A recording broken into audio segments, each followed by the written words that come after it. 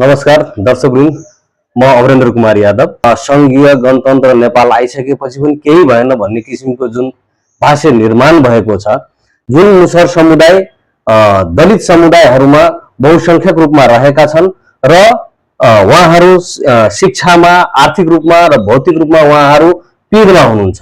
उहाँहरूले यो 35 वर्षमा साँच्चै नै केही पनि भएको छैन अथवा 35 वर्ष उहाँहरूले केही पनि राज्यबाट पाउनु भएको छैन भन्ने किसिमको जुन भाष्यहरू अहिले निर्माण गरिएको छ, त्यसै सम्बन्धमा आज हामीसँग हुनुहुन्छ नेपाल राष्ट्रिय मुसर सङ्घको राष्ट्रिय अध्यक्ष चन्द्रेश्वर सदाजी। उहाँलाई हामी आफ्नो च्यानलमा आज स्वागत गर्न जाँदैछौँ। यहाँहरूले पनि उहाँहरूलाई चिन्नुहोस्। चन्द्रेश्वर सदाजी, नमस्कार। तपाईँहरूको जुन यो मुसर समुदायलाई जुन किसिमको पिँधमा राखिएको छ र पिँधमा रहेका छन्, उनीहरूलाई उठाउनको लागि, उत्थान गर्नको लागि राज्यले 35 वर्षमा केही भएन, संघीय गणतन्त्र नेपाल हुँदासम्म पनि केही गर्न सकेन, केही भएको छैन भन्ने किसिमको भाष्य निर्माण भएको छ। यसमा यहाँ नेपाल राष्ट्रिय मुसर सङ्घको राष्ट्रिय अध्यक्षको नाताले र मुसर समुदायको उत्थान, हक अधिकारका लागि जुन निरन्तर अभियन्ताको रूपमा काम गरिराख्नु भएको छ, यसमा अलिकति छोटोमा प्रश्न पारिदिनुहोस् भन्ने हामी चाहन्छौँ। धन्यवाद। यो नेपाल राष्ट्रिय मुसर सङ्घ स्थापना भएको करिब हाम्रो 2073 सालमा थियो भएको स्थापना हो। र उहाँ तपाईँको जुन प्रोसेस छ, यो 35 वर्षभित्रमा मुसर समुदायको प्रगति, उत्थान, विकास के कसो हो, त्यो सन्दर्भमा म के भन्न चाहन्छु भन्दाखेरि, निश्चित रूपमा 35 वर्षभन्दा पहिला नेपालमा न्यून मात्रामा, न्यून संख्यामा एसएलसी पास भएका व्यक्तिहरू मुसर समुदायमा थिए।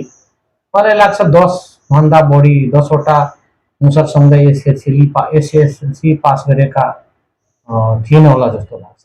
र यता आएर जुन अब देशको राजनीतिक उतार चढाव 2007 सालदेखि यता आएर 2046 सालको जनआन्दोलन, 36 सालको जनमत सङ्ग्रह लगायतका जुन नेपालमा शोषित र पीडित र पछाडि परेका समुदाय, उत्पीडनमा परेका समुदाय जुन मिलेर एउटा नेपालमा आफ्नो मान सम्मान अधिकारको लागि जुन पटक पटक आन्दोलन गरेका थिए, त्यो सन्दर्भमा निश्चित रूपमा यता आएर 2046 सालदेखि यता आएर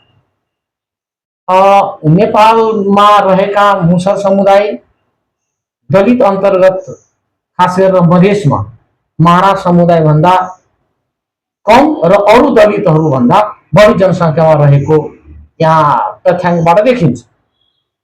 मध्य प्रदेशमा रहेका दलित अन्तर्गत रहेका मुसर समुदायले यो बिचमा फड्को मारेकै हो। अहिले आएर मुसर समुदायको एवारनेस, एउटा चेतना के आएछ भन्दाखेरि, केटाकेटीहरूलाई आफ्नो बालबालिकालाई जसरी पनि पढाउनुपर्छ, नपढाएपछि धेरै दुःख पाउँदो रहेछ भन्ने आभास आएछ। यो जुन छ नि, मतलब यो जस्तै संघीय गणतन्त्र नेपाल स्थापना भएपछिको 72 को संविधान जारी पछिको अवस्था यहाँले भन्दै हुनुहुन्छ कि जुन 35 वर्षको जुन भाष्य निर्माण भएको छ नि,